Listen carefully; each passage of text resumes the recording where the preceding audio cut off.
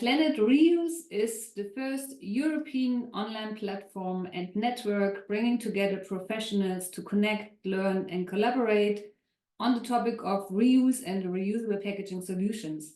The platform went live in September 2022, and today we already have 1,200 registered members from more than 600 enterprises and organizations on the platform. This is our 70th webinar. Within the webinars, we are deep diving into different applications and challenges within the reusable packaging market. My name is Nicole Seiling. I do the moderation today, and I'm happy to also introduce you to Audrey Reinsdorfer, who does the tech host, and to Francois Chartier-Kassler, who also is our speaker today. And before we start into the topic, I have a little icebreaker question for you. We also do a little question, sometimes also fun question, to warm up the audience a bit. As we are talking about a barometer today, and the barometer is used metaphorically here to describe indicators that measure certain circumstances, certain maturity in different contexts. It's used in economic context, in health context, also in political and other contexts. And however, our question for the start is, when was the last time you seen, touched, or knocked on a real barometer? A barometer hanging on the wall and measuring the air pressure in order to forecast the weather. So give us a year maybe in the chat. Yeah, have you ever seen a real barometer, and when was it, more or less? In March. Oh, that's already the first answer, so that's quite fresh. Yesterday. So there are people who are having a barometer in their home, I guess. Very nice. This morning, well, great. So not everybody is looking at their mobile only to check the weather forecast. Obviously, there are people. For me, it was 1998 in the house of my grandpa, I guess. Nice. Give us some more answers on this.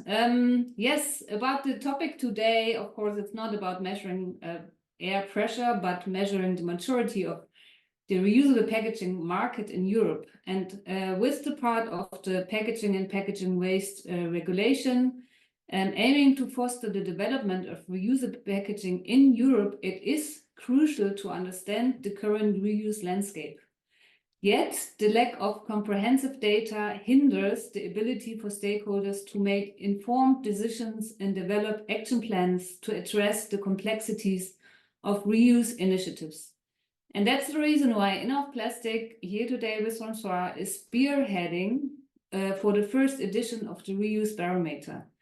The barometer is meant as an assessment of the reusable packaging industry maturity, the challenges and the opportunities in Europe.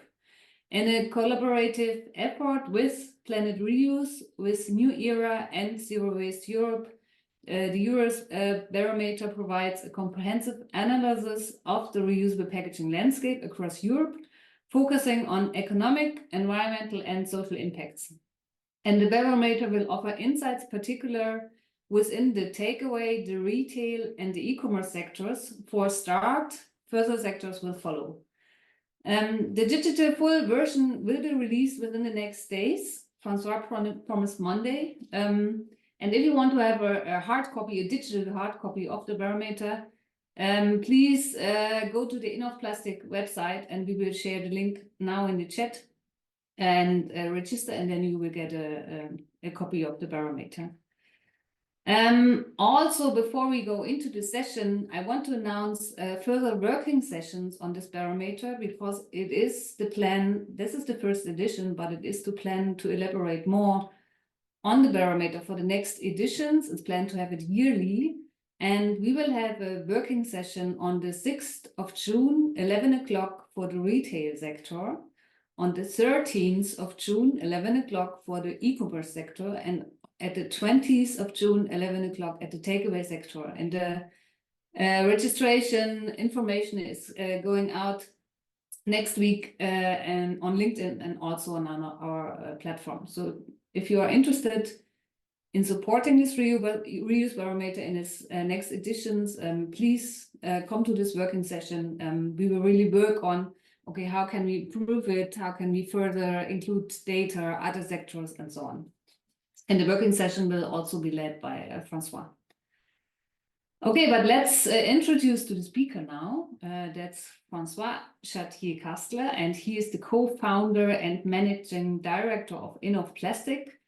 And InOff Plastic, since 2019, supports food and beverage, consumer goods, and cosmetic product, as well as retailer and hotel and restaurant sector worldwide to deplastify their activities. Before creating InOff Plastic, Francois used to work as an extra financial analyst for a French asset manager. If you have questions during the presentation now, please don't hesitate to put them in the chat. We will pick up all your questions after the presentation. And yes, the floor is yours, Francois. Thanks a lot, Nicole, for the introduction. Thanks everyone for joining this webinar today. It's a pleasure to present you the European Reuse Barometer. So this Reuse Barometer is the first exercise of its kind, and it will be published in the coming days, normally on Monday. And so here I will present you some of the main results we have. I didn't present you everything because we just have maybe half an hour, but I highlighted some of the main results we found. So in order to give you some perspective on this webinar, I will present you the context that led to the creation of this reuse barometer. Then I will highlight the barometer's key finding. And in the conclusion, I will also highlight the future of this barometer and how you can also support us shaping the future of this barometer through the working session that Nicole just presented. So I'm going to share my slides.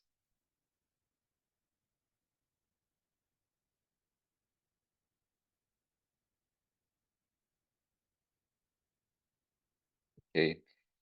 So just a few words. So indeed, I'm the co-founder of the consulting firm InOff Plastic, and I've also been one of the founder of the platform Planet Reuse.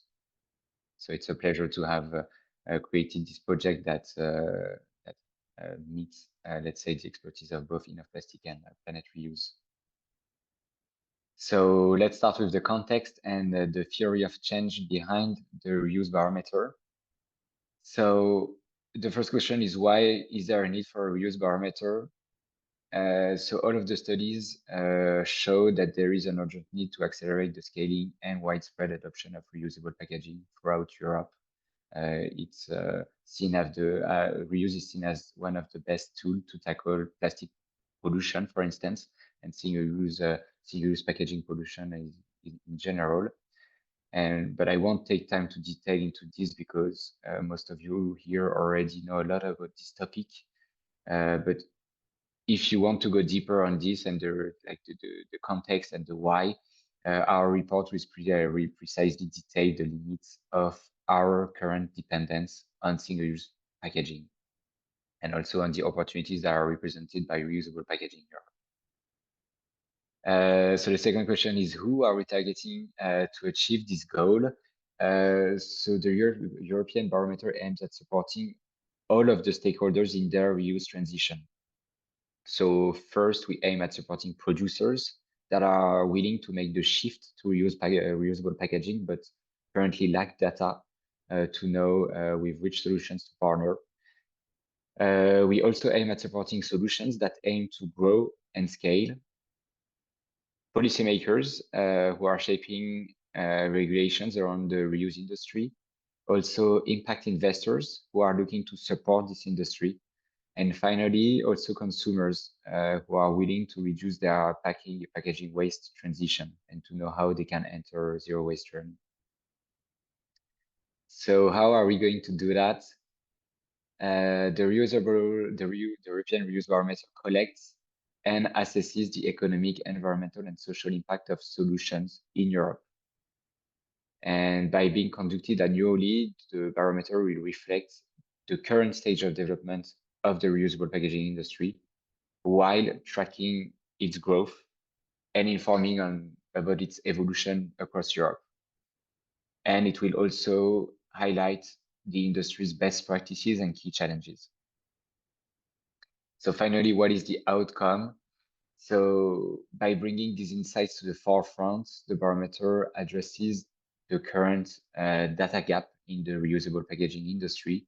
And the aim is really to provide stakeholders with the resources needed to make sound decisions in bringing European reusable packaging industry forward. So the reuse barometer will indeed be conducted annually, and this is the first version of the barometer. So this first version has initiated the data collection effort, and it has also underlined that there is a critical need for ongoing and enhanced data collection across the industry. So feel free to put your questions on the chat, and I think we'll answer them at the end of the presentation. So the reuse barometer has been created by InOff Plastic. However, we have the barometer will never have reached that level of quality without the help of our partners. So I'd like to thank New Era, Zero Waste Europe, and Plant Reuse that have contributed to making sure that that the barometer has this level of quality. And we also have had at heart with this barometer to support the reuse barometer, but not to reinvent the wheel.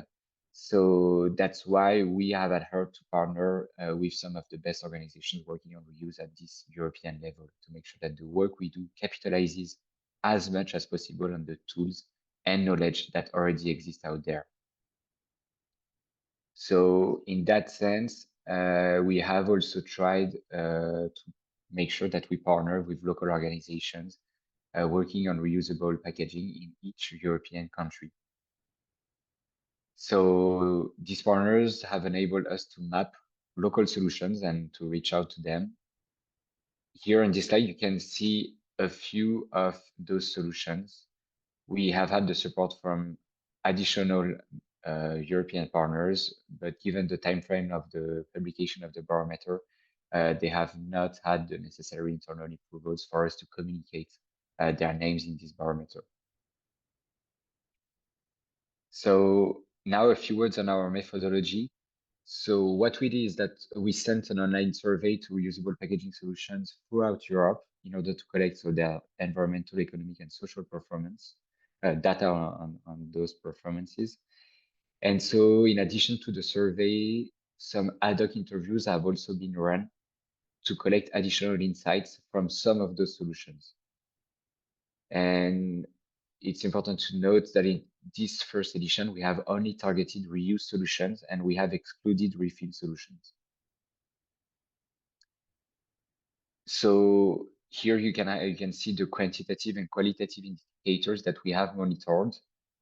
So for instance, we have asked solutions about their return rates, their retention time, the return rate and retention time of their packaging, the funds they have raised or that they aim to raise in the future. We also have asked them if they have run any LCAs, and if so, to communicate about the results of those LCAs. And we have also asked them about their best practices, challenges, and recommendations. So we have sent the survey to 381 reusable solutions across Europe, and 90 relevant solutions have answered the survey. So that's around 25% of the solutions we contacted. So for first editions, we are quite proud of this high number because 25% is still interesting. And it's also super promising for the next editions.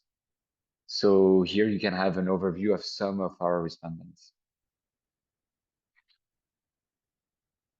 So now let's dig in the sample composition. So we have had 90 respondents that are spread across 3 main sectors. So around half of those respondents are from the takeaway sector. Then we have the retail sectors with 33% of the respondents, and then the e-commerce sector. So as a result, this first version of the barometer only focuses on those 3 sectors. So takeaway, retail, and e-commerce. And we can also see that most of our respondents are small to medium companies, counting up to 250 employees. The large companies, so that have more than 250 employees, they account for only 4% of our respondents. Most of our respondents in this first edition are based in Western Europe. This geographical scope strongly reflects InOff Plastic's connections with solutions in France and Western Europe more largely. And 3/4 of the solutions surveyed operate nationally. And only 1/4 have scaled their models beyond the national level. And takeaway and e-commerce in particular are the most likely to work across border. And we see that 77% of retail solutions are working nationally, so either at a regional level, either at a country level. And finally, on this sample composition, we can also see that all of our respondents are companies that have been created since 2006, and 80% of them since 2019. So this is clearly linked to the fact that the survey has mostly had answers from micro, small, and medium-sized companies. On one hand, it shows that there is an encouraging number of young solutions that have recently been created. On the other hand, it also shows how important it will be for future editions to grasp data on more mature solutions that have been working on reuse for decades in countries such as Germany, for instance. So to conclude these sample compositions, I'd like to thank a lot all of the reuse solutions that have answered to this first edition, and I know that some of them are here today. Thanks a lot, thanks a lot for your time to answer the survey and our interviews, because this report would not have been possible without your contribution. So now let's go to the key findings. So I will present you insights based on those 8 indicators. So the type of packaging that is being used, the return models and the collection systems, the financial incentives, the return rate and retention time, the solution's profitability, as well as the solution's funding and recruiting needs. You'll have additional indicators in the paper version. So let's start with packaging type and materials. So in the takeaway sector, most of the respondents provide food containers, a minority cups, and a few of them provide both cups and food containers. Plastic is used for 58% of solutions, and it's followed by glass and metal. Reusable bottle is the most common packaging in the retail sector, with 43% of solutions using it. It's then followed by cosmetic packaging and food containers. And glass is the most used material, with 68% of solutions using it, followed by plastic and metal.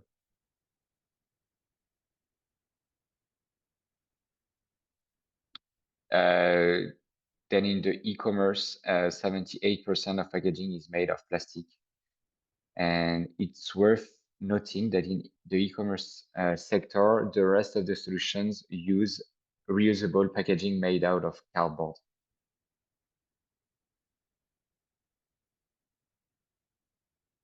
So 87% of the solutions surveyed use a return on the go model where consumers bring back the packaging to a collection point. So this figure even goes up to 95% in the takeaway and 90% in the e-commerce sector. The second type of model is indeed the return from home, where solutions collect packaging directly from consumers' home. So for most of the solutions in the retail and takeaway sector, the collection points are manual. The packaging is given to a person at a counter. And in the e-commerce, it's interesting to note that half of the solutions have consumers send the packaging through the national network of mailboxes.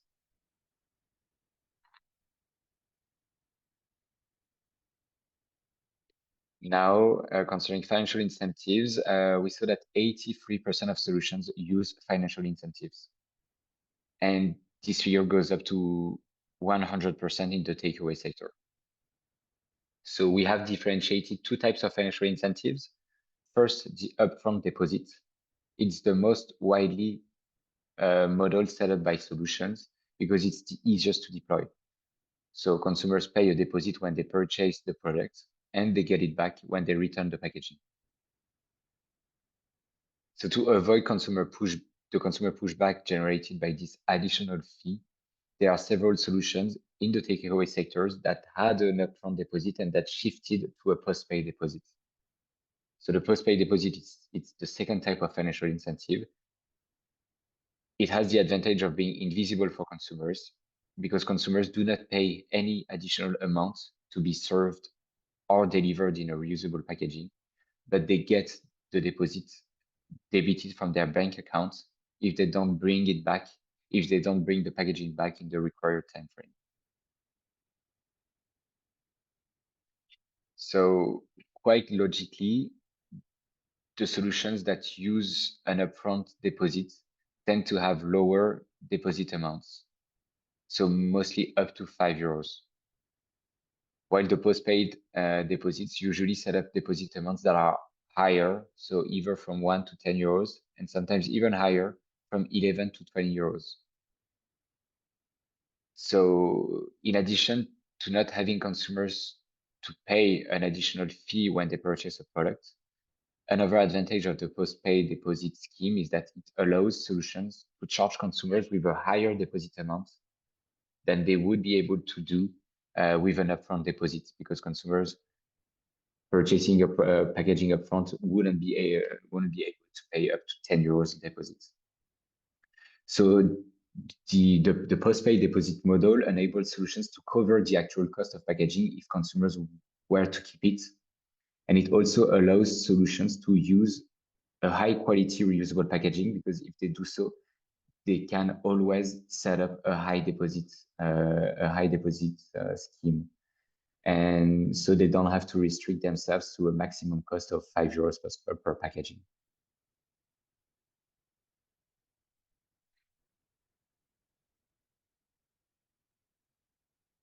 And quite logically as well, the solutions that have the highest return rates and lowest return times are the solutions that have set up a financial incentive. Yet it's important to note that high return rates aren't solely driven by financial incentives, because we have some respondents that still report strong return rates even in the absence of financial incentives. So this mostly concerns very local solutions that have a very engaged consumer base. So this suggests that consumer engagement in reusable models is multifaceted. It's influenced by many factors beyond monetary motivations, including the convenience of the consumer experience and also the environmental consciousness of the consumers.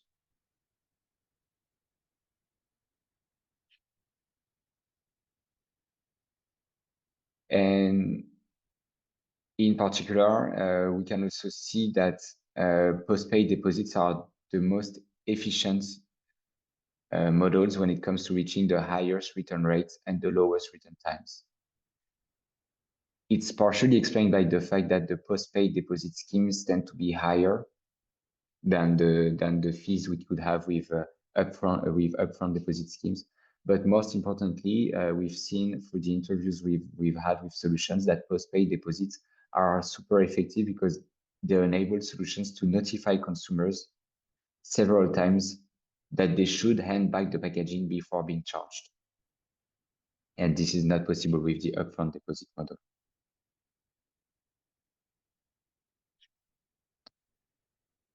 And consumer engagement in the e-commerce and takeaway sector is quite evident, because the return rate is very high in those two sectors compared to retail. And retail shows more inconsistent return rates across the sample.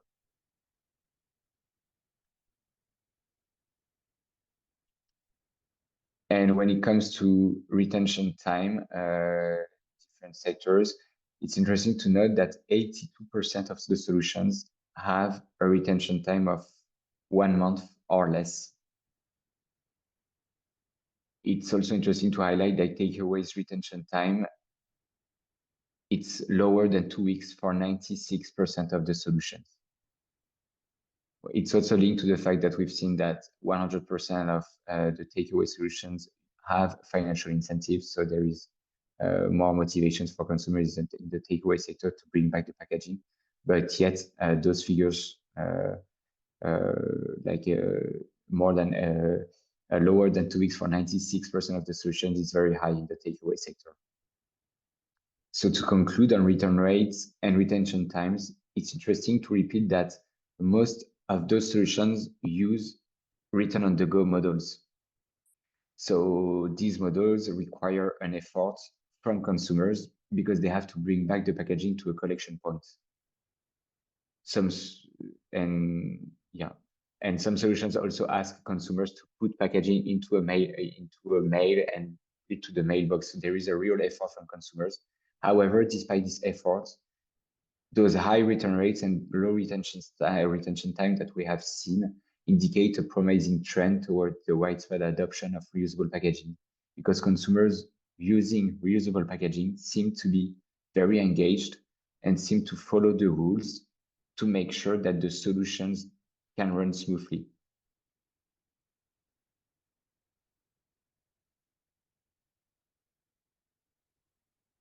So now let's speak about profitability. So more than half of the solutions surveyed have not yet reached profitability. And when we divide those figures by sector, we tend to see that the retail sector seems to be more structured with more profitable solutions. The takeaway and e-commerce are more emerging sectors, and logically a larger proportion of these solutions in these sectors is not yet profitable.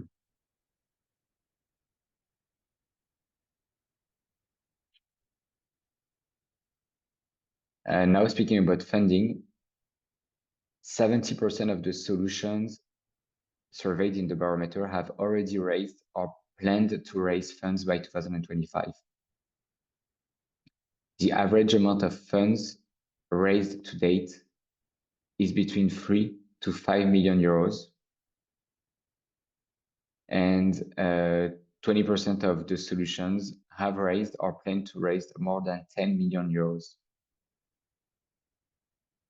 And the 85 solutions that have answered to this funding section of the survey have already raised or have planned to raise around 186 million euros. So if we extrapolate this number, the 381 solutions identified throughout Europe could represent a funding need of around 835 million euros.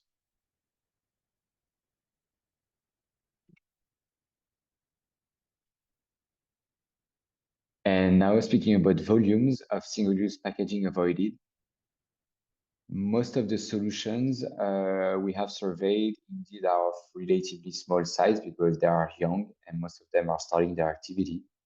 So as of now, the average volume of single-use packaging avoided per solutions is relatively low compared to the growth the solutions expect to have in the coming years. So today, the solutions we have surveyed are able to avoid 2 to 8 million single-use packaging per year.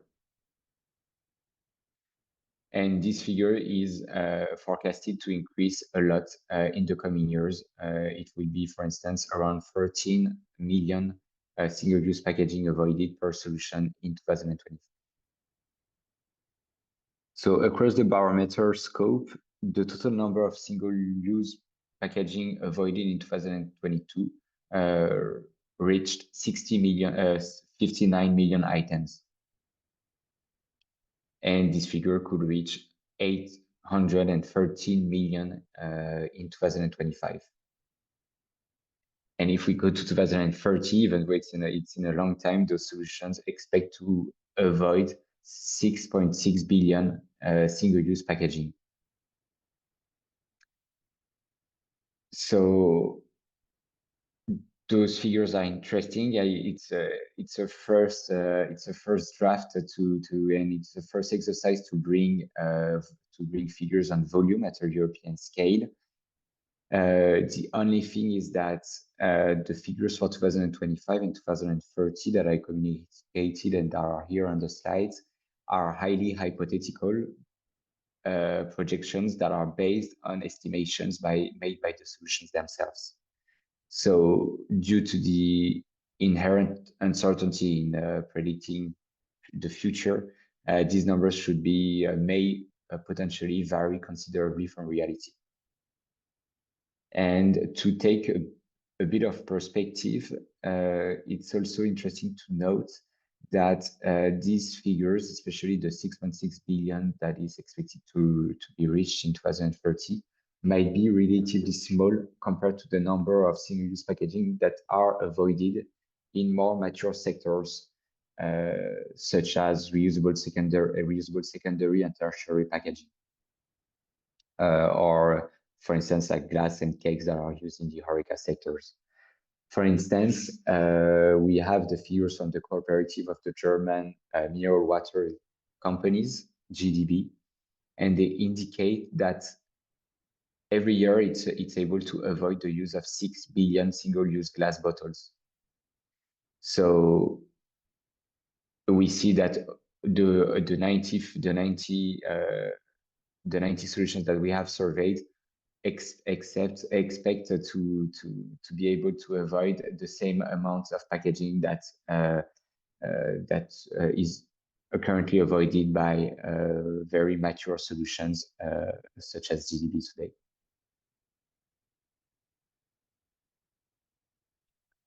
And the last result from this barometer that I will share today is the employment.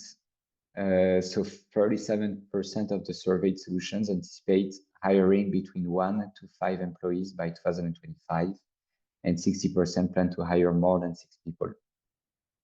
So with 86 solutions, we have that have answered to this category of the survey, the solutions aim at employing around 670 people by 2025. So if we extrapolate this number to the 381 solutions that we have identified, we will have a recruitment need of around 3,000 people by 2025.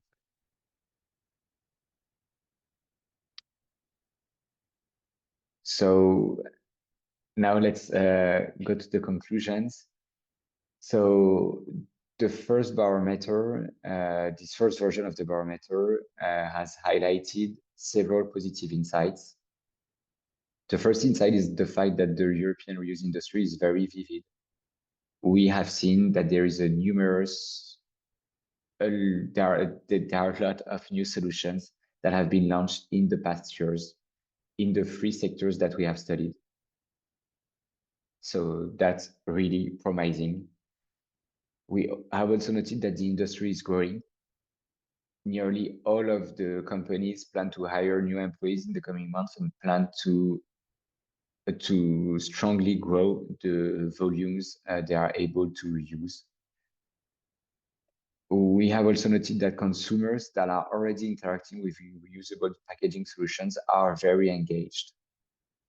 Most of the solutions have very high return rates, around 80, because we have around 80 of the solutions surveyed that have return rates higher than 75%.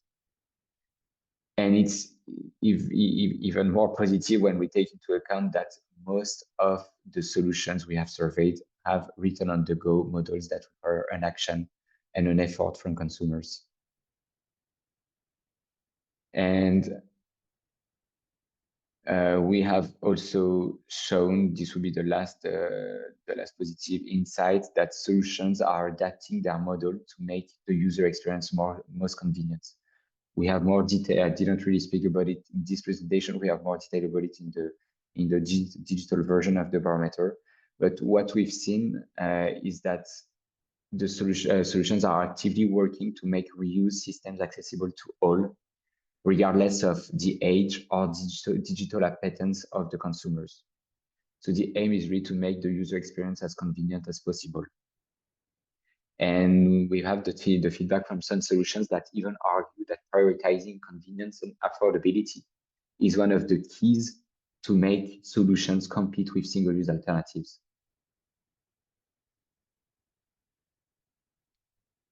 So the barometer has also shown that the rest of consumers are yet to be embarked on this journey.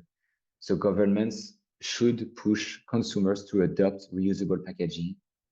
This can be done according to solutions either through communication campaigns raising awareness on the positive impact of reusable packaging, either through strict regulations that will restrict single-use packaging options. This is also really shown in the takeaway sector, where it's very difficult for takeaway solutions to compete with single-use alternatives, especially if they are not highlighted by the restaurants themselves, or if restaurants are not pushed to highlight those reusable options.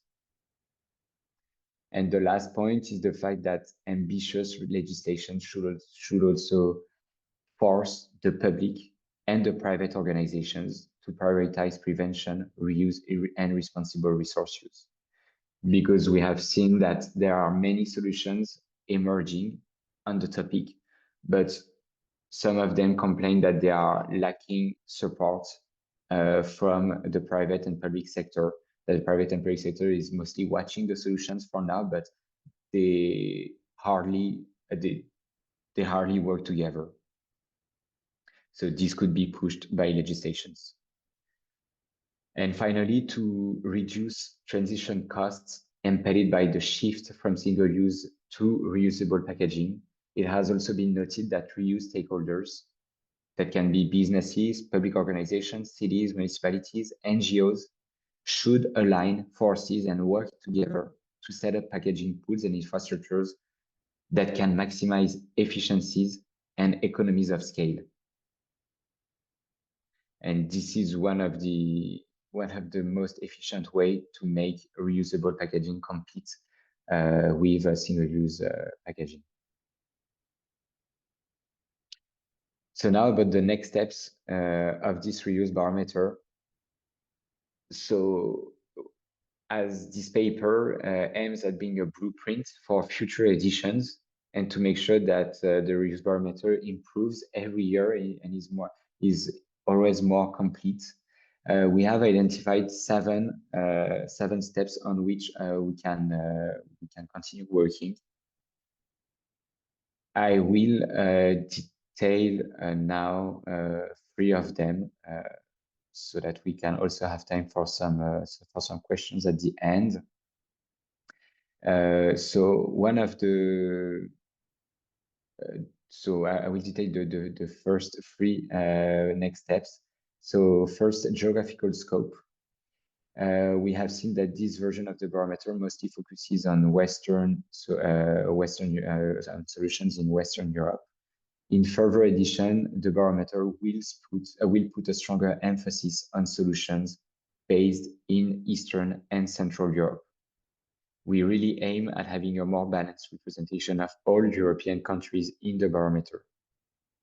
This is also why Planet Reuse will be leading the next editions of the barometer, because Planet Reuse has been having a focus on Central and Eastern Europe to really be able to map those territories and the existing reuse solutions in those locations. So the second point is the response rate. Today we had like 25% of solutions answering. The aim tomorrow is to increase this rate, and this will normally be possible by the fact that this reuse barometer was the first edition, so it was difficult for solutions to understand what was the value added of the barometer. why they should share information about their activity. So the aim with this first edition is also to create a movement and to get all of the remaining solutions to participate to it. So we will have a stronger promotion and a wider distribution of the survey, and we will also make sure that we can officialize partnerships with local organizations in each of the European country. And the last point I will detail is the representation of large enterprises. This is a super important aspect of the future editions of the barometer. So currently, based on the responses that we have received, this first edition has mostly been focusing on micro, small, and medium-sized solutions that have been created in the last 2 decades in 3 sectors. The next editions will capture, or at least aim at capturing, the stakes and insights of well-established companies that have been running large-scale solutions for decades in some sectors, such as beverages, sold in the retail and HoReCa industry, B2B transport, the automotive industry. Those are just few examples. And the aim is to do so. We aim at strengthening relationships with organizations that represent these industries. We would also love to have more insights from the private sector and to know what are the existing reuse and refill pilots and what are the volumes they are able to reuse currently. And the last point, so this publication has, for its first edition, entirely been funded by InOff Plastic. So to make the next editions happen and for us to also improve based on those next steps, we are looking for funding. So if you know any organizations that could be relevant to fund this barometer, please reach out to us. So I will conclude now so that we have some time for questions. Just to conclude, if you have any remarks, additional information that you'd like to see included in the future editions of the barometer, and also if you'd like to see your solutions integrated here, or if you just want to discuss about the barometer, please email me or reach out to us, to Planet Reuse. It'd be a pleasure to further discuss about this with you. And so the digital version of the barometer will not be published on Monday. So you can register either on the link you have had on the chat, either through this QR code, you'll be sent to the barometer's landing page. And a last point before giving you letting you ask your questions. In order to further improve the barometer, we will also organize some dedicated sessions to further understand your needs and stakes and get your insights on how we can also make sure that this barometer supports your organization and supports your sector. So we'll have free webinars. Each one will be dedicated to a sector. So we have one on retail, one on e-commerce, and one on takeaway. So we'll send you more. If you're interested to participate in these working sessions, we'll send you the link to register in the feedback email we'll send you in the coming days. So please feel free to register. And that's all for me. Thank you so much, Francois, for deep diving into the results of the first reuse barometer. And we already have quite a lot of questions in the chat. And before we are going through the questions, Audrey will copy paste you a link for satisfactory survey for this webinar. So if you have time, it would be great to give us some feedbacks for this webinar or the other webinars we had during we are discussing the questions here. And let's start with 2 questions which are addressing the policy support. You were also referring that, okay, it would be great to get more support from regulation side, from policy. And the first is you showed the numbers of expected growth. Is this growth still expected even the PPWR is not really supporting the reuse sector anymore? First question. And second question, does the barometer give a read on the success of the solutions with regard to specific local policies, national policies, being approved and or implemented? And I know that this is the plans for the next edition, but yeah, go ahead. Those are two very good questions. To answer the first one, I would say that we collected, so this is like 2023 data. So based on the recent changes in the PPWR, I guess that we will need to wait for the next version of the barometer to really see if some solutions have have changed their volumes expectations, or how the real figures differ to their expectations. This, I think, is really the value added of the barometer, to be able year on year to check, to see what is the evolution. So I wouldn't be able to give any more detailed feedback on this question, and I think it would be relevant to wait for the next version of the barometer. And when it comes to local policies, it's also a super interesting question. We wanted to run a legislative study to see in each country what is the maturity of the legislations and how it impacts the number of solutions we can see locally. The only thing is that with our limited budget and within the time frame, we didn't have time to run this policy background, but it's really the aim of next year. And it's also why we partner with New Era. The aim would be to see how we can capitalize on their policy knowledge, and to see, and for us to show how local policies can impact the number of solutions and also the volumes of reusable packaging that are being used locally. Okay, thank you. Yes, then there is another question from Sarah from CV Corporate. Are there any examples of successful post-paid deposit schemes in retail, not only in takeaway but in retail, knowing that the category of the product in itself can drive high retention times and therefore make it more difficult to determine a reasonable retention time before charging a deposit? Do you or any in the room know of any such postpaid deposit schemes in the retail sector? Or did you had any in the survey?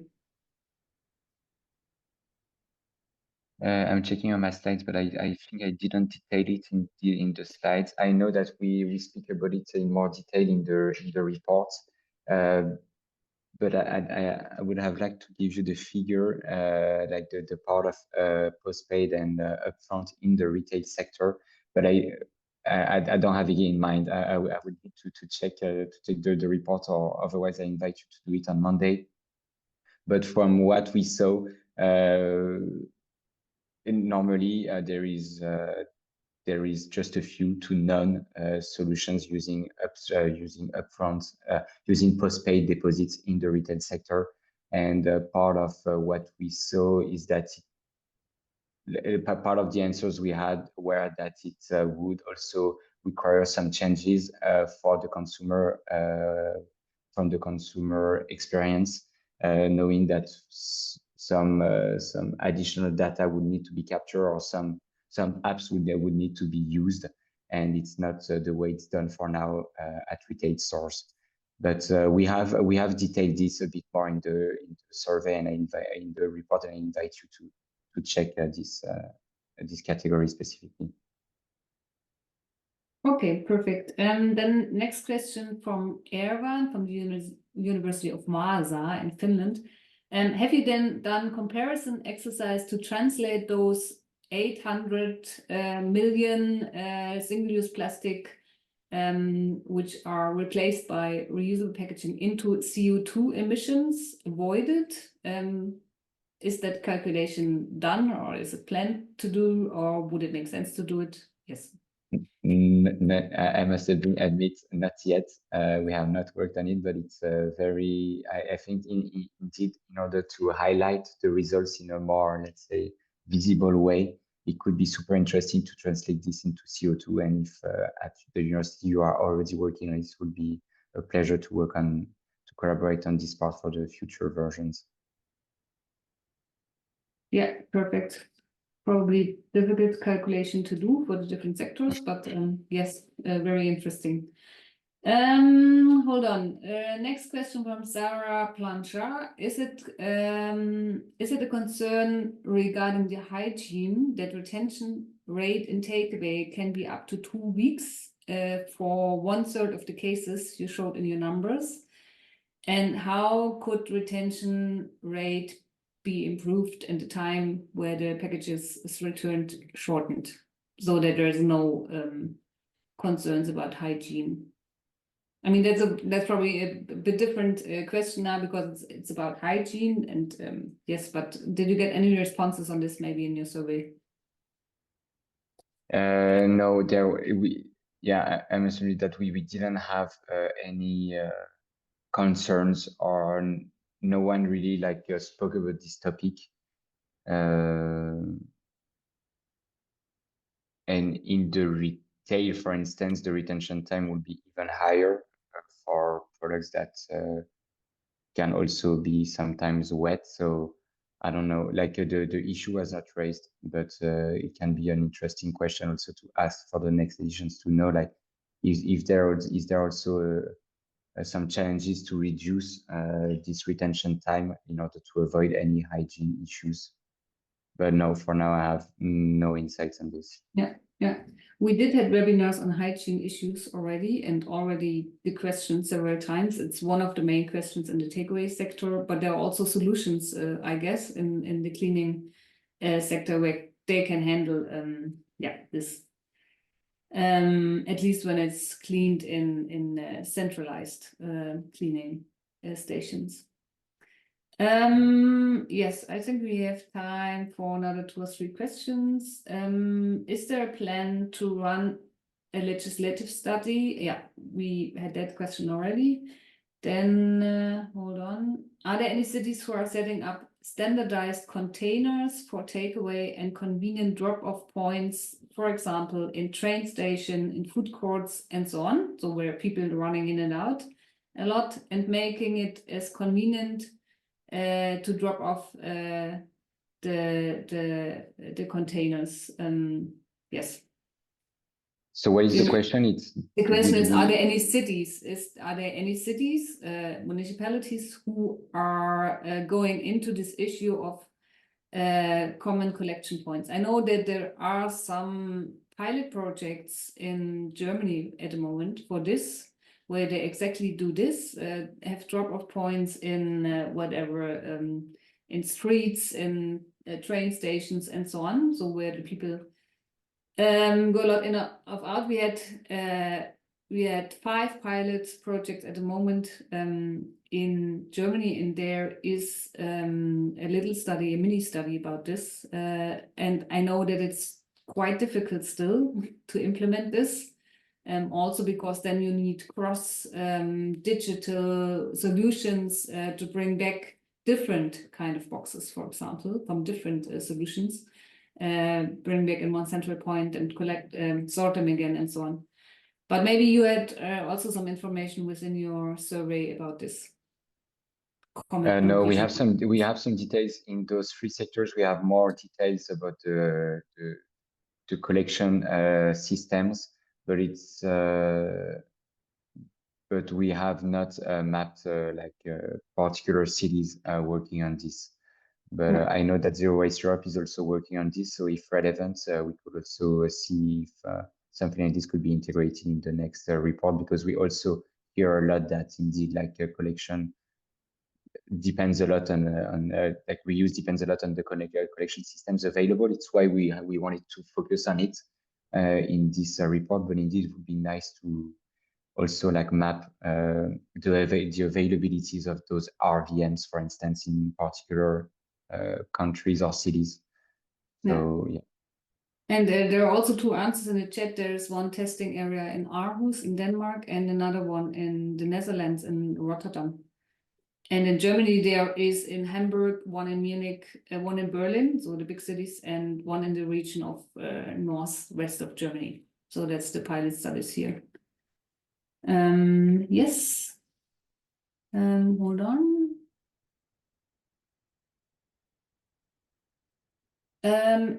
There is one remark from Jassi from the Click Innovation. It could be useful to start listing research projects and pilots focusing on reuse with their specific focuses to finding synergies, and share information to avoid overlapping. Maybe just one hint from me, we have a big library in the Planet Reuse platform where we already collect research studies from all over Europe. When you have hints what should belong to the library, please send it to me. We have like 70 reports there at the moment, and we'll stock up the library for exactly those reports and research projects within the EU and also worldwide.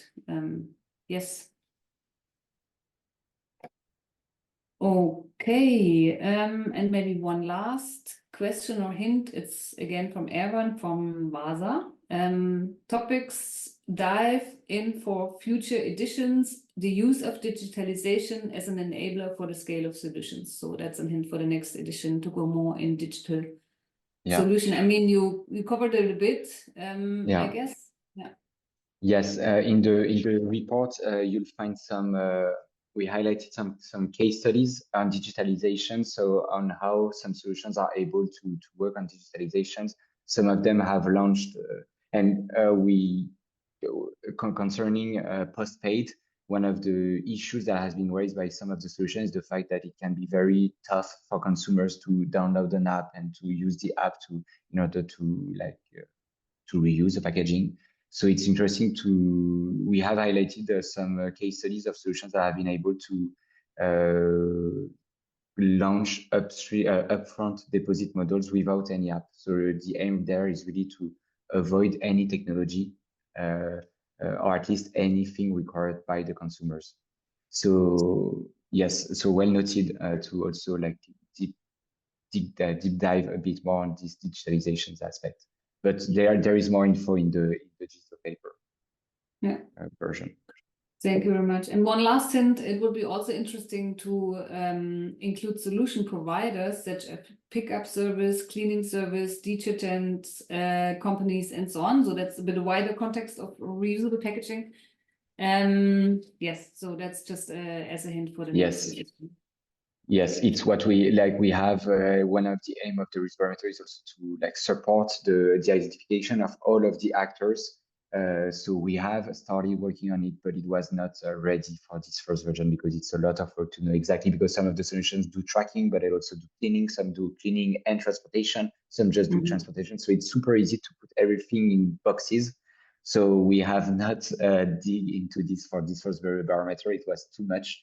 But we'd love to further work on it. So if you are already working on it, it will be a pleasure also to collaborate on the topic.